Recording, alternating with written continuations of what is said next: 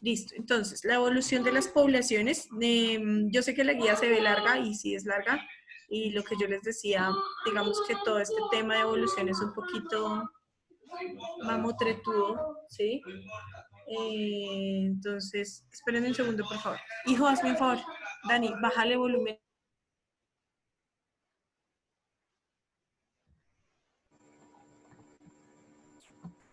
Ya, qué pena. Entonces, sí hay unas partes que obviamente tenemos que leer, pero pues vamos a tratar de hacerlo lo más didáctico posible, ¿sí? Porque pues esto de evolución es un poco como mamotretudo, de leer mucho, de definir varios conceptos. Entonces, pues la idea es que ustedes vayan siguiendo el ritmo de la lectura y de las actividades para que así no tengamos, digamos, inconvenientes y se les acumule trabajo. ¿Listo? Entonces, vamos a leer la primera parte y ya les digo qué vamos a hacer. ¿Listo? Entonces, a ver, ¿quién me ayuda a leer? A ver, Reina, que estaba súper desocupada ahorita que ya había hecho todo, entonces me va a ayudar a leer. Dale, Reina. Bueno, eh, todo, o sea, lo primero, Sí, hasta vamos donde donde. dice la evolución de las poblaciones. Vamos con los dos párrafos primeros. Ok. La evolución de las poblaciones. Luego de la publicación del libro El origen de las especies, escrito por Charles Darwin, la comunidad científica aceptó que los seres vivos no permanecen inmutables en el tiempo, sino que cambian y evolucionan de acuerdo con las características de su ambiente. Sin embargo, la selección natural y la transmisión hereditaria de las adaptaciones, dos de los pilares de la teoría de la evolución, no fueron completamente aceptadas por Darwin. No pudo explicar cómo surgen las variaciones de otros seres vivos ni cómo éstas se transmiten de una generación a otra. Listo, muy bien. Genética. Espérame hasta ahí. Entonces, vamos a continuar. Entonces, acá después de que dice que se publica este libro, ¿cierto? Hubo unas incoherencias, ¿sí? De las que no convencieron a la comunidad científica en el proceso de, sobre todo en la selección natural, porque no pudo explicar todas las, digamos que, diferencias que aparecían en los organismos. Entonces, después esto sufre un proceso importante, ¿sí? Que es el descubrimiento de la genética mendeliana y no mendeliana, que es lo que sigue aquí a continuación. Alejandra Rivas, ayúdame por favor a leer. Rivas, Aquí, perdón, ¿en dale. cuál iba? Es que estaba ocupada acá. ¿En cuál íbamos? Perdón. Vamos en el número 2.1. Ok. Los conceptos genéticos que permitieron resolver el dilema de la herencia de caracteres fueron postulados por George Mendel en la misma época de Darwin, pero solo se descubrieron 50 años después cuando se revisaron las ideas sobre transmisiones de genes. Continúa.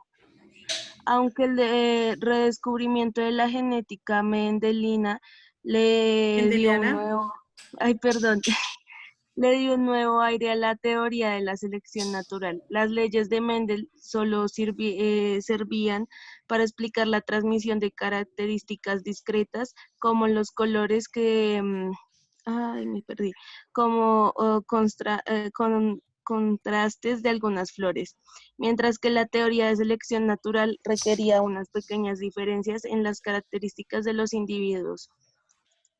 La genética de población reconcilió a la genética con la teoría de la selección natural, pues reconoció la amplia variedad de genética que hay entre los individuos de una población.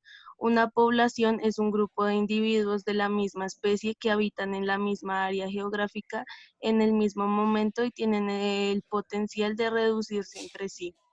Listo, muy bien. De reproducirse entre sí, gracias. Entonces, tengamos en cuenta aquí que nace una nueva, digamos, ciencia, ¿sí? O rama, digamos, de la genética, que es la genética de poblaciones. Esta genética de poblaciones quiere explicar cómo las poblaciones... Ay, perdónenme, espérenme un segundo, qué pena con ustedes.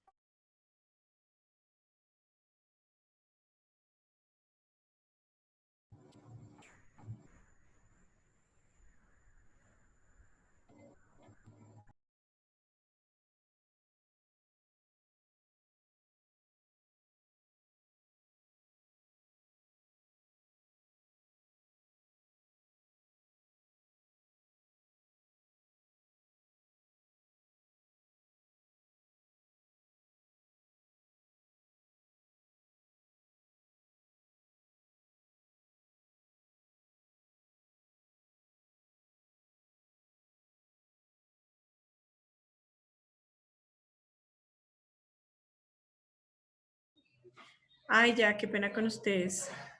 Ya volví. No se vayan, por favor, vuelvan. Listo, entonces les estaba diciendo, me aparece todo en cero, no, en recursos, Daniel Monsalvo iba a decir, Daniel Ríos, en recursos, por favor, busca documentos y ahí están las guías. O si no, que igual alguien, Tatiana, si me haces el favor y la envías ahí al grupo, se la envías a todos ahí de pronto para que sea más fácil también. Bueno, entonces, Claro, les estaba diciendo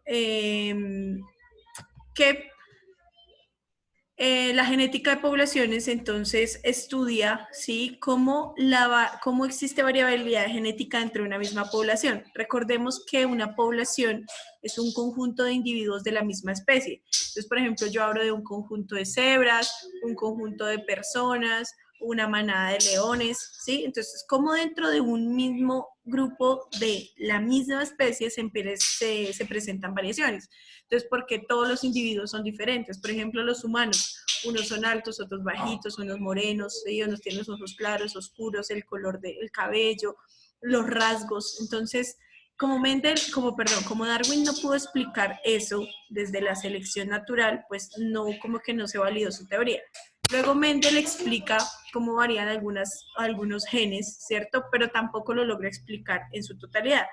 Entonces lo que se hace es como una unión entre la parte de las leyes de Mendel y la selección natural para dar origen a la genética de poblaciones. Un ejemplo de esto es acá las mariposas de Manchester, que es la primera actividad que vamos a hacer. Entonces vamos a leerlas y a ver, Mota, ayúdeme por favor. ¿Mota se fue? Bueno, No, profesor, ya sé aquí. dile esto, ayúdanos con las mariposas de Manchester, por favor. Las mariposas de Manchester. Un ejemplo de evolución por selección natural. La población de mariposas de los abedules de Manchester presentaba hasta 1850 una gran cantidad de individuos blancos que se confundían con los líquenes blancos que crecían sobre estos árboles, lo que representaba una ventaja contra los depredadores. Las mariposas de color negro, por su parte, podrían ser fácilmente detectadas por los predadores, por lo que el número de individuos era bajo. Entonces, A hasta ahí, finales... listo, hasta ahí. Entonces, nos está mostrando un primer momento, es la imagen A, por favor, mírela. Entonces, la imagen A nos muestra, ¿cierto?, que las mariposas blancas se camuflaban en los árboles porque sobre los árboles crece unas especies de líquenes. Los líquenes son como unos hongos que son blancos y cubren muchas veces los árboles. Entonces, las mariposas se camuflaban con los líquenes y no las depredaban fácilmente. Y las negras, pues como se notaban más, las depredaban fácilmente. Entonces recuerden que la selección natural recuerden también, digamos que la cantidad de organismos que mueren y la cantidad de organismos que viven están presentes dentro de la selección natural. Ahora, este número se invierte a finales del siglo XIX, dice, por causa de la industrialización, el humo oscureció los troncos de los árboles, de manera que las mariposas negras entonces se confundían fácilmente con los árboles, mientras que las mariposas blancas comenzaron a ser fácilmente detectadas y depredadas. Entonces, aquí la depredación empieza a ser para las mariposas blancas y lo que hace que disminuya obviamente su población. Entonces, por esto el número de mariposas blancas disminuía, mientras que el de mariposas negras aumentaba. Entonces, este proceso adaptativo, ¿cierto?, que es el color en este caso, ¿sí?, pues obviamente les facilitó el proceso de supervivencia, ¿sí? Entonces, aquí tenemos los dos ejemplos y eso nos da, digamos, una mayor claridad sobre cómo es el proceso de selección natural. ¿Listo? Entonces ahí va explicando por qué hay más mariposas negras que blancas en ese momento de la historia. Sí, porque el ambiente cambió. ¿Sí? Entonces las mariposas que estuvieron, digamos que adaptadas al ambiente, al nuevo entorno, pues fueron las que mayor tuvieron opción de sobrevivir. ¿Listo? Entonces ese es un ejemplo de selección natural. ¿Qué vamos a hacer? Pues usted va a escribir el título Mariposas de Manchester y va a hacer estos dos dibujos, A y B. dibujo A y B y ustedes van a escribir ahí el ejemplo. ¿Listo? Vamos a escribir el ejemplo porque esa es la siguiente actividad. ¿Listo?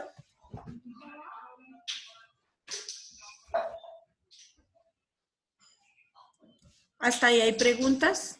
¿O vamos bien? ¿Bien? ¿Todos bien? Yo tengo una pregunta, profe. Dime, Reina. Es que, digamos, en el punto de la guía había uno de los animales que parecían un palito. Entonces, Ajá.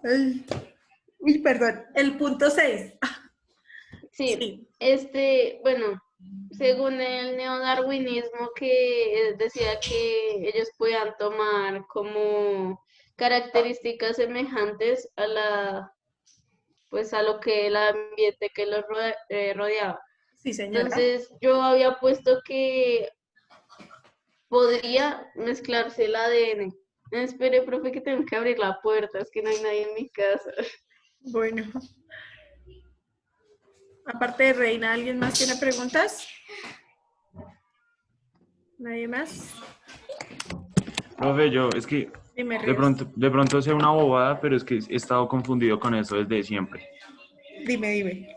El neodarwinista o darwinismo y el fijismo es lo mismo. No, no, para nada. El fijismo es lo mismo que el creacionismo. O sea, el fijismo dice que existía un ser superior o existe un ser superior que creó los animales tal cual los conocemos y creó todo tal cual lo conocemos, ¿sí? Eso Ya. dice el fijismo y el creacionismo. El neodarwinismo es, es la teoría de Darwin, pero unida con las leyes y las leyes y la genética, ¿sí? Todo lo que se descubrió de genética también se conoce como teoría sintética. Vale, gracias. Son diferentes.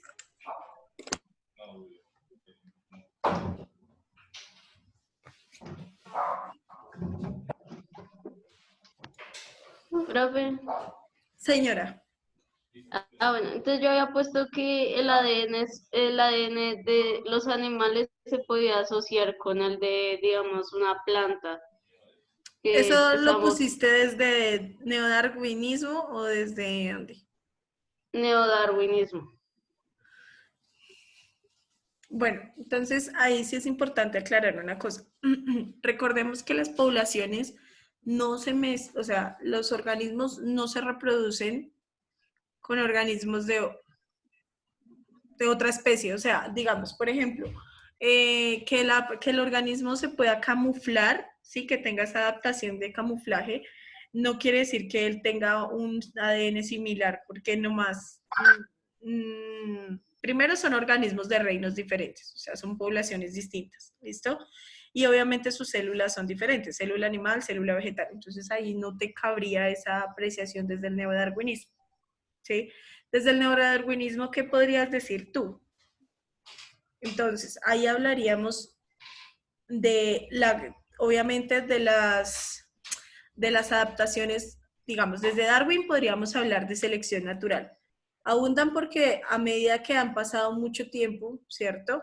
Entre estos organismos,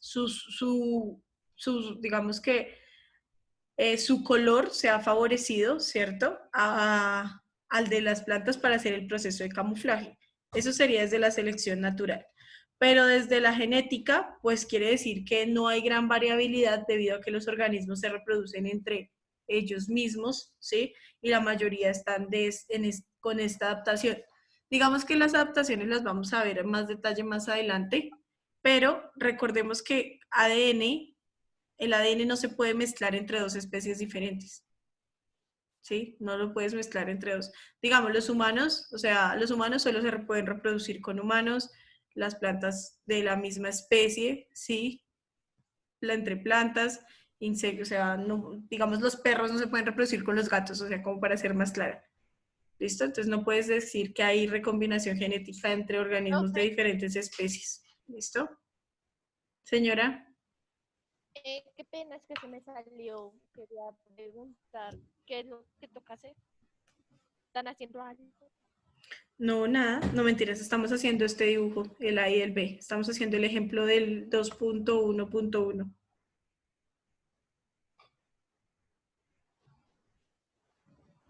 Ah, ok, gracias.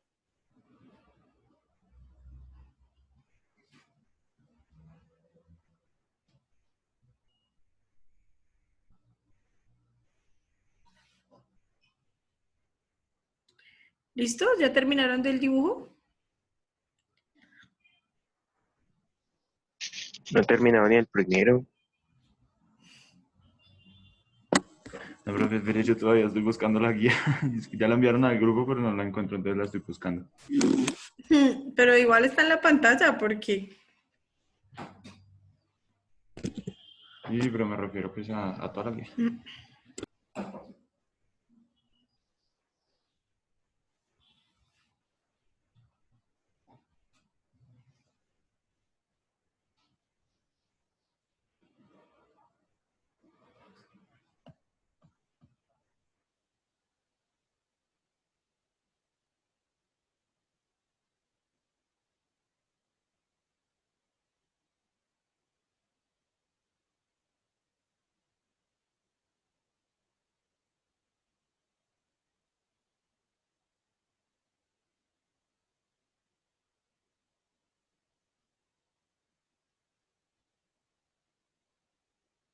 Profe,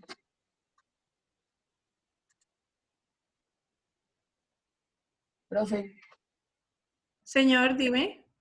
lo que hay que hacer es dibujo de la mariposa blanca y dibujo de la mariposa negra, ¿cierto?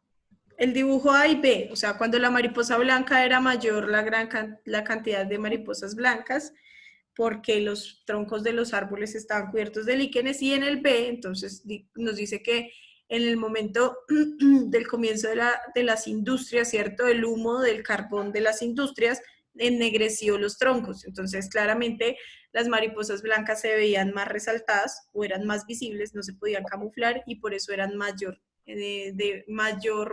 depredadas. Entonces, vamos a...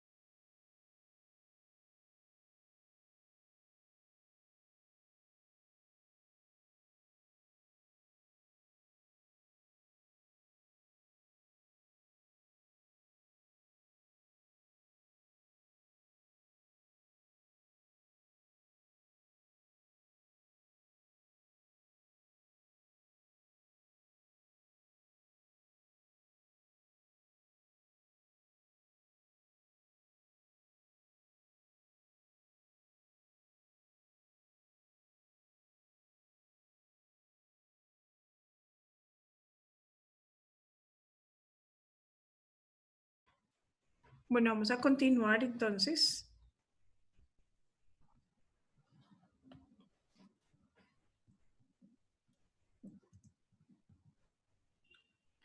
Vamos a continuar aquí con el patrimonio o acervo genético. Entonces, este sí es un concepto que necesito que tengan ustedes ahí muy claro. A ver, ¿quién más llora a leer? Ríos. A ver, Ríos, ayúdenos a leer entonces. Listo. Vea. Patrimonio o acervo genético. En ninguna población de organismos que se producen sexualmente hay dos individuos exactamente iguales. Por ejemplo, en las poblaciones humanas hay diferencias en la altura y la coloración de la piel entre los individuos que la componen. Estas características están definidas por los genes de cada individuo. Así hay algunos cuyos genes codifican para el color de ojos verde, mientras otros lo hacen para ojos color café. Cada uno de los genes que tienen los organismos están compuestos por dos alelos, uno aportado por la madre y otro por el padre, y la expresión de cada alelo depende de si este es dominante o recesivo. Todos los alelos que hay en una población en un momento dado y que son responsables de las diferencias de las características de los órganos. En las características de los organismos se conocen como el patrimonio genético o acervo genético de la población. Listo, entonces por favor tengamos en cuenta esa definición final, la voy a subrayar acá. Ah, no, este no me deja subrayar. Bueno, todos los alelos que hay en una población en un momento dado y que son responsables de las diferencias en las características de los organismos se conocen como patrimonio genético o acervo genético de la población. Entonces, repito el concepto de población. No se le puede olvidar que es una población, conjunto de individuos de la misma especie. ¿Listo? Entonces, aquí vamos a hablar, por ejemplo, de los seres humanos, ¿cierto? Entonces nos está diciendo que los seres humanos todos somos diferentes. Unos tienen los ojos café, otros amarillos, otros los tienen azules, otros verdes. El color del cabello también varía, ¿cierto? ¿Por qué se presentan estas variaciones? Entonces, porque existe una genética recombinante o una genética, digamos, que ustedes ya conocen, ¿cierto? Que se sintetizan las proteínas a partir de la información genética del ADN. ¿Pero de dónde viene ese ADN? De la madre y del padre, ¿cierto? Entonces, ese ADN proviene de mamá, papá, y cada uno aporta la mitad de su información genética, ¿sí? Entonces, esa información genética está compuesta por unos cromosomas o genes, ¿sí? Que nosotros conocemos como alelos dominantes y alelos recesivos. Entonces le voy a dar un ejemplo. Su mamá es, por ejemplo, de piel morena, ¿cierto? Y su papá, exacto, morena, pelo negro, crespo y morena. Y su papá es blanco, mono, azul. Y usted salió entonces moreno, crespo, con los ojos negros. ¿Sí? Entonces usted dice, ay, pero ¿por qué no salía mi papá que es ojiverde y mono y demás? Entonces, existen unos genes que son dominantes y otros que son recesivos. Entonces, al nacer usted sí tiene genes de su mamá, de su papá, ¿cierto? Pero fenotípicamente, o sea, físicamente usted tiene un parecido a su mamá, ¿cierto? Pero a nivel genético, cuando yo me voy a la célula, cuando miro el ADN, usted también tiene genes de su papá. Cuando usted tenga un hijo, lo más probable es que usted también le va a transmitir la información, parte de la información de su mamá y parte de la información de su papá. Entonces, cuando usted se junte con otra persona, esa persona también trae información genética de otras dos personas y van a ser una tercera persona, o sea, su hijo, ¿sí? Con información genética, una línea materna y una línea paterna, ¿sí? Entonces, de información genética de su mamá con sus abuelos maternos y línea genética de su papá con sus abuelos paternos, ¿ya? O sea, ahí ya hay una combinación nueva de genes. Y esa combinación nueva de genes va a dar unas características físicas y biológicas, ¿sí? Digamos, genéticas diferentes. Porque hay unas características que se pueden ver, como el color de ojos, el cabello, la altura, ¿cierto? Pero hay otras que no se pueden ver, como el RH, ¿sí? Como la predisposición de genes para enfermedades como la diabetes, el cáncer, ¿ya? Hay genes, por ejemplo, los neurocientíficos hablan de genes para la inteligencia, para ciertas habilidades que sí se heredan a través de la genética, incluso la visión, la calvicie, bueno, existen una gran cantidad de genes que se pueden transmitir, que no son visibles todos físicamente, ¿sí? Entonces, esa cantidad de genes posibles y de posibles combinaciones, lo voy a volver a compartir acá, es la definición de la que estamos hablando. Entonces, todos los alelos recesivos o dominantes, fenotípicos o genotípicos que hay en una población, ¿sí? Y que dan origen a la diversidad de las poblaciones, es lo que conocemos como patrimonio genético o acervo genético, ¿sí? Entonces tenga muy en cuenta esa definición. ¿Listo? Por favor, téngala ahí escrita en su cuaderno. Y por último, vamos a hacer por hoy, ya para finalizar, acá hay una imagen que muestra un poquito de la diversidad, ¿sí? De las variaciones que se van presentando también de acuerdo a las zonas geográficas, ¿no? Listo, entonces vamos a ver cuál es la importancia de esa variabilidad genética, ¿sí? A ver, ¿quién me ayuda a leer? ¿Quién dijo yo? No todos. Yo, profe. ¿Quién dijo yo? Miguel. No, tú ya participaste, Miguel. Necesito a alguien que no haya participado. Sí, yo ya tengo tu nota. Yo no he participado. Yo, Ah, bueno, Yo, espere. profe, yo. Lara, espere. Vamos con Lara. Lara, ayúdanos, por favor. La variabilidad genética se refleja en las diferencias que hay en las características de los diferentes individuos de una población y proporciona el sustrato sobre el que actúa la selección natural. Figura 10. Por ejemplo, en una multitud podemos reconocer a nuestros amigos, pues cada uno tiene características que lo hacen diferente de las otras personas. Así somos conscientes de la variabilidad en las poblaciones humanas, pero no tenemos tanta capacidad de observar las pequeñas diferencias que hay en otros organismos como las plantas u otros animales. Además de la variabilidad genética que se expresa en los diferentes fenotipos de los organismos y que por lo tanto se puede observar también, hay variaciones que solo pueden verse a nivel molecular. Por ejemplo, es imposible saber el tipo de sangre de una persona con solo mirarla. La selección natural, actuando sobre estas pequeñas diferencias, es la que finalmente produce la evolución. Continúa. ¿Sigo? Sí, por favor.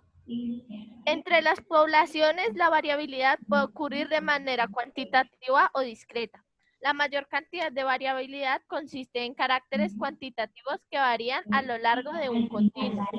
Por ejemplo, en una población de plantas hay desde individuos bajos hasta individuos muy altos. La variación cuantitativa generalmente se da por genes que están codificados por múltiples alelos. Por lo contrario, las variaciones discretas, como el sexo de los seres humanos, están determinadas por alelos que codifican cada uno para un fenotipo diferente. Listo, muy bien. Entonces, hay como, bueno, la primera parte yo ya les había explicado, entonces esa variabilidad genética se puede expresar genotípicamente o fenotípicamente. ¿Fenotipo qué es? Físicamente, ¿cómo me veo físicamente? Genotipo a nivel genético. ¿Listo? Entonces, esa variabilidad es tanto física como genética. Darwin, en su libro se me fue el nombre del libro. Bueno, el libro, ¿la teoría del evolucionismo? no, se me fue el nombre del libro. ¿El origen de las especies? El origen de las especies, gracias. En su libro del origen de las especies, él explicó muchísimo sobre las variabilidades fenotípicas, o sea, físicamente los relacionó con los ancestros comunes, entonces él empezó a mirar de dónde probablemente venían ciertos grupos de animales, ¿sí? De plantas y demás, pero no pudo explicar la parte genotípica. Entonces, cuando llega Mendel con sus leyes de Mendel y luego llega Watson y Crick con el descubrimiento del ADN y todo esto, pues es cuando realmente empezamos a darnos cuenta que todo tiene una coherencia y que a nivel genético pues, y físico, la selección natural y la genética, que es lo que conocemos como genética de poblaciones, va a explicar por qué existen tantas personas diferentes, ¿sí? Entonces, al combinarse diferentes genes, pues voy a tener diferentes resultados y voy a tener pues seres humanos diferentes, plantas diferentes y todo realmente va variando tanto físicamente como genotípicamente, ¿sí? Muchos genetistas dicen que, digamos, se presentan o se desarrollan algunas enfermedades también por mezclar diferentes genes, que no todos los genes son compatibles y que de ahí salen ciertas enfermedades. También hablaban de eso, ¿sí? Entonces, para afianzar un poquito más este concepto, ¿sí? También quiero hacer ahí una aclaración, y es que genotípicamente también vemos la selección natural. ¿Por qué? Porque digamos que a veces, a veces al combinarse varios genes salen organismos defectuosos. O sea, qué pena que lo diga así, suena feo. Suena feo, pero bueno, aplica para plantas, animales, etcétera, ¿sí? Entonces, si por ejemplo nace una persona que tiene, digamos, muchas, digamos, discapacidades a nivel, eso es que suena como feo decirlo así. Entonces, deshumanizarlo. Ya nos volvemos a conectar. Ay, sí, por favor, se vuelven a conectar, que todavía nos quedan 15 minuticos. Entonces nos volvemos a conectar, nos queda menos de un minuto. No, voy a decirlo desde los animales. Si uno de los animales nace, por ejemplo, defectuoso, sin un pie, por ejemplo, o con los huesos débiles, pues va a ser un animal fácilmente, que primero va a morir primero que los otros, o que va a ser depredado fácilmente, ¿sí? Entonces ahí es donde aplica la selección natural, ¿ya? ¿Y de dónde provino ese defecto, entre comillas, sí? O esa diferencia, pues provino de una recombinación genética o un error genético que hubo en el momento, o una mutación que hubo, existió en el momento en el que ese organismo se fecundó, ¿cierto? Entonces, bueno, sí, pensé que me iba a quedar hablando sola. Igual ya se va a cortar, entonces mejor volvamos a entrar de una vez para poder afianzar esa parte.